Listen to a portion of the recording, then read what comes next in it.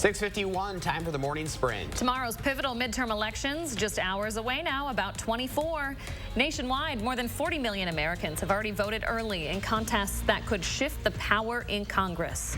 Over the weekend, President Biden campaigned in New York for Governor Kathy Hochul, trying to blunt the momentum of her GOP challenger, Lee Zeldin, in an unexpectedly tight race. He could be the first Republican governor for New York since 2006.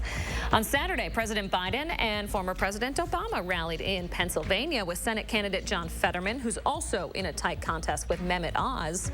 Meanwhile, former President Trump was in Miami, teasing a possibility for another White House run.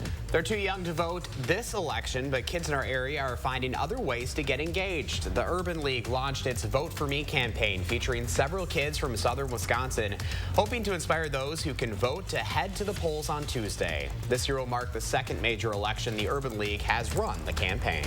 A former Marquette County deputy will be in court today for charges of soliciting sex from a minor. 37-year-old Travis Biddleman is accused of contacting the minor through a computer. He pleaded not guilty this summer.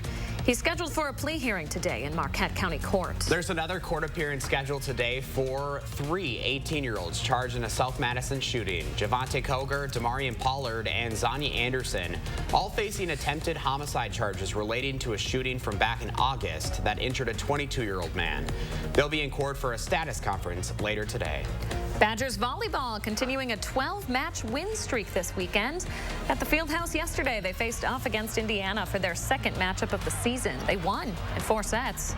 Badgers trying for 13 straight wins now. Their next game is Friday night at the Fieldhouse against Rutgers. 3 people are dead this morning after a 2-car crash in Rock County. According to the sheriff's office, 2 cars T-boned at the intersection of West State Highway 11 and North County Highway H in the town of Center. It happened around 9:45 Saturday night.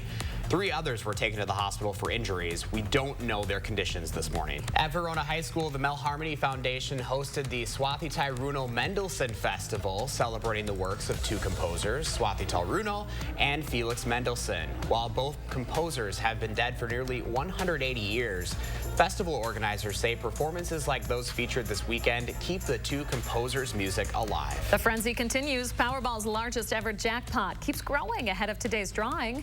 It's close to $2 billion after another drawing with no winning ticket Saturday night. There hasn't been a winner now in 3 months. According to Bloomberg this morning, Twitter is now asking some of the 3,700 workers it just laid off to come back.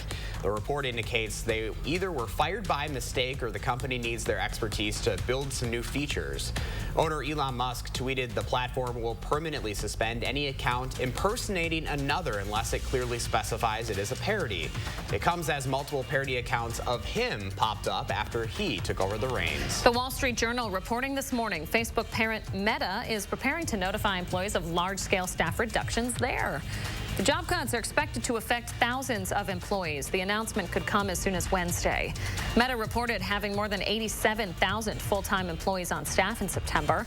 The 70% slide in the company's stock is being blamed for the layoffs. The Los Angeles Football Club will celebrate its first MLS Cup championship with a public fan celebration. It's happening with the team on Christmas Tree Lane outside Bank of California Stadium.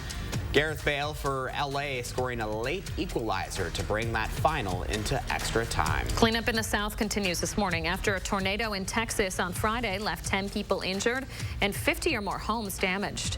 Texas reports 2 of those 10 victims are still in critical condition. Lamar County there is declaring a disaster. Temperatures are going to be warming up into the upper 40s for your highs this afternoon. Look for a lot more sunshine as well. And then overnight tonight, as skies clear out, we'll start to cool things down into the lower 30s for your overnight lows. Tomorrow, even warmer. A little bit of cloud cover, but we're staying dry. Temperatures top out at 55. How about 65 for Wednesday? What about 70 for Thursday? You like it? Cool. 33 on Friday. Saturday, with a chance for rain and snow showers on Friday. That high of 45, by the way, happens at midnight. Temperatures will be into the low 30s by Friday afternoon. Hey, 'tis the season. We should expect it by now. 'Tis the season to be jolly. Chris Reese, thanks for that first warn. My pleasure. And thanks for joining us, folks. Remember, we are your Elections Day headquarters. Stick with News 3 Now and Channel3000.com. But go make it a great day. We'll see you back here bright and early tomorrow.